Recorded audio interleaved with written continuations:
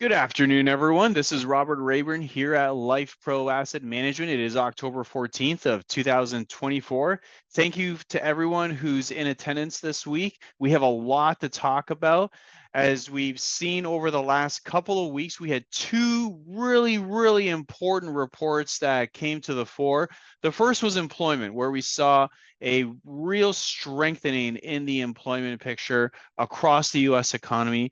And believe it or not, that led to a little bit of volatility. And you might ask, well, why would that lead to any kind of volatility? Well, the concern there was that falling rates were going to lead to a re-strengthening of the US economy, which would then lead to another surge of inflation, which would then lead to higher rates.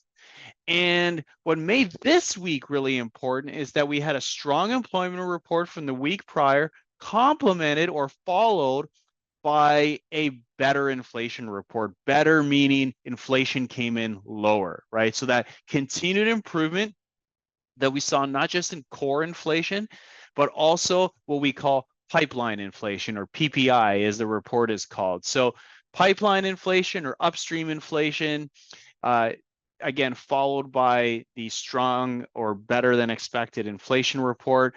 That has led to this idea that perhaps we're in this great moderation environment where rates can drop, inflation is dropping, but growth is actually strong and potentially rising thanks to rising productivity. Now, the sources of that productivity could be technology, AI, could be just better manufacturing processes across the U.S. landscape.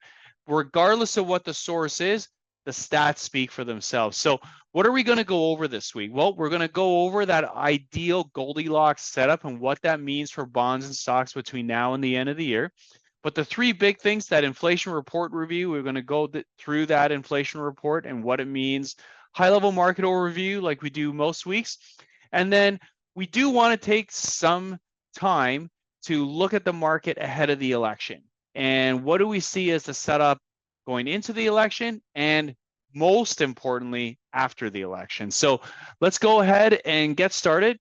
So when we look at that inflation report, came in right in line, right? I think the headline inflation number had come in just a tick above expectations, but nevertheless was continuing to follow that trend of being down, right? So both core and headline showed monthly moderation and pipeline inflation, right? So I think before I mentioned sort of that upstream inflation, or what are the supply chains pricing out to the final retailers? Well, those came in way below expectations, right? So again, when we look at that pipeline inflation, which ultimately feeds into final prices, we're starting to, or continuing to see a great moderation there as it relates to price pressures. So that's a good thing, right? Because it keeps the Fed on the sidelines as it relates to tightening overall monetary policy. So we look at inflation and we break it apart between goods. So goods just means that stuff that you go and you buy at the store, right? So everyday items. Rent is as clear as day, right? So rent that you're paying at your apartment or your house, and that also incorporates mortgage costs and basically the price of living in a shelter, right? And then lastly, services, less shelter, right? So in other words, non-goods services that doesn't include rent. What we notice here is outside of rent, which did tick up a little bit, everything continues to fall. And in fact, goods has actually fallen into deflation, right? So that stuff that you're buying at the store has started to, in many cases, put up prints that are negative year over year in terms of those prices. Now, this is anecdotal, but one of the things that I have been hearing quite a bit of is there's going to be a lot of inventory at car dealerships, both used and new. So as we get into November and December, you're going to have a lot of sales teams at these dealership lots that are going to be not necessarily motivated, but pressured to clear out these inventories. So we are expecting price pressure to really ramp up across autos. And when we say ramp up, I mean to the downside. So this could actually act as further fuel in terms of this disinflationary trend and in some cases outright deflationary trends. So that is something to watch. But why is inflation so important as asset managers or portfolio managers or investors or retail investors? Why is it important? Because inflation are one of two main things that the Federal Reserve looks at, broadly speaking, a 50,000-foot view, not to oversimplify, but to simplify. They're one of two things. Inflation and employment are the two big things that the Fed looks at when setting rate policy.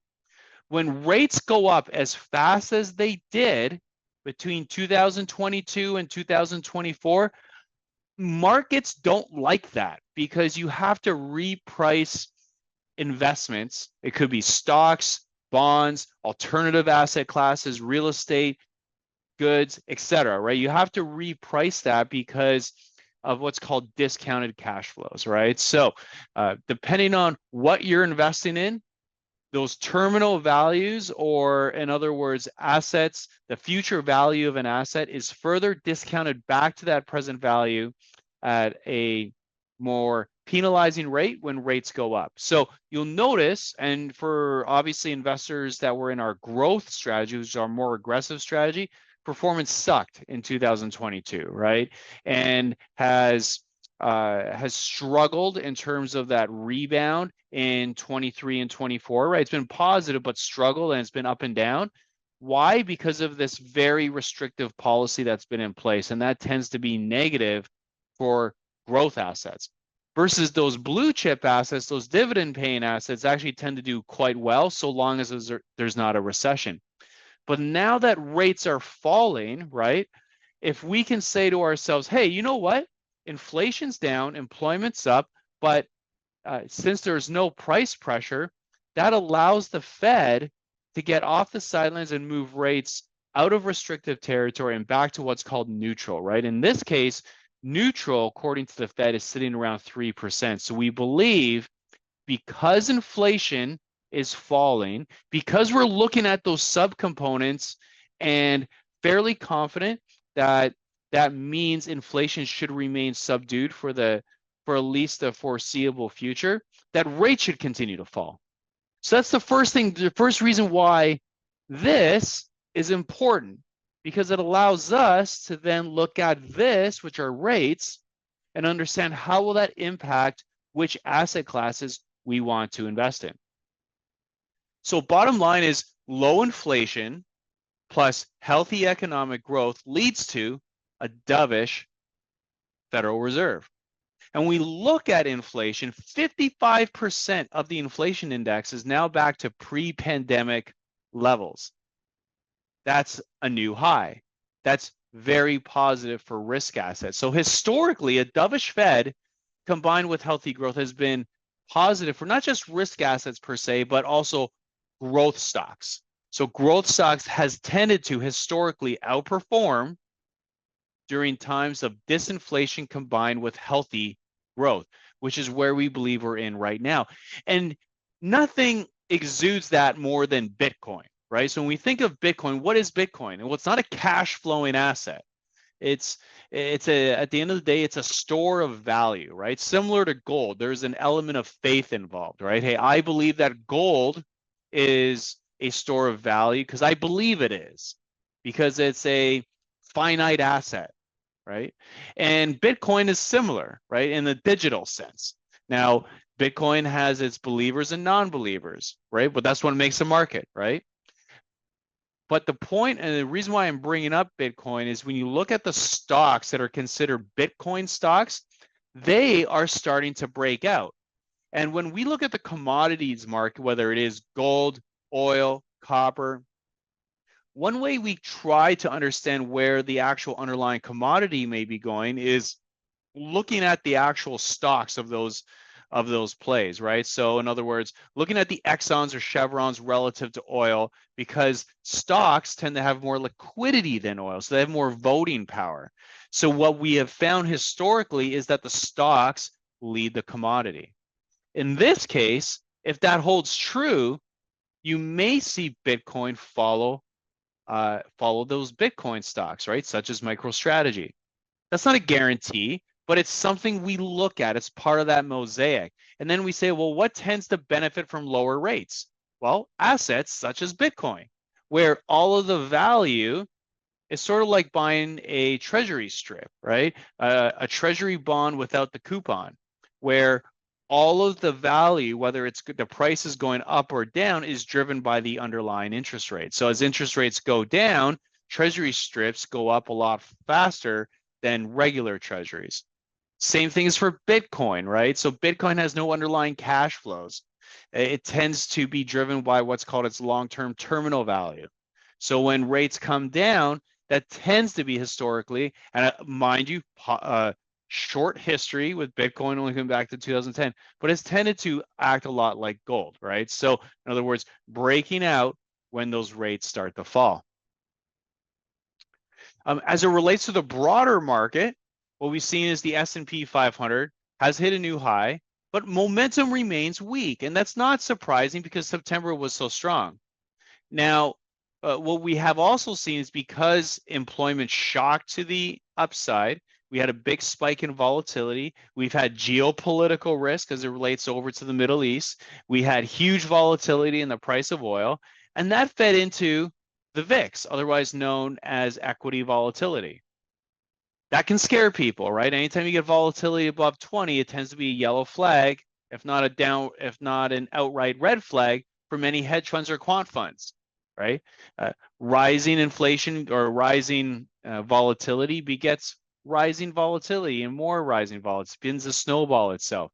But what is interesting is that the S&P 500, the majority of stocks are in what we call positive long-term price trends, right? So in other words, the vast majority, 75% and above of stocks in the S&P 500 are trading above their 200-day moving average.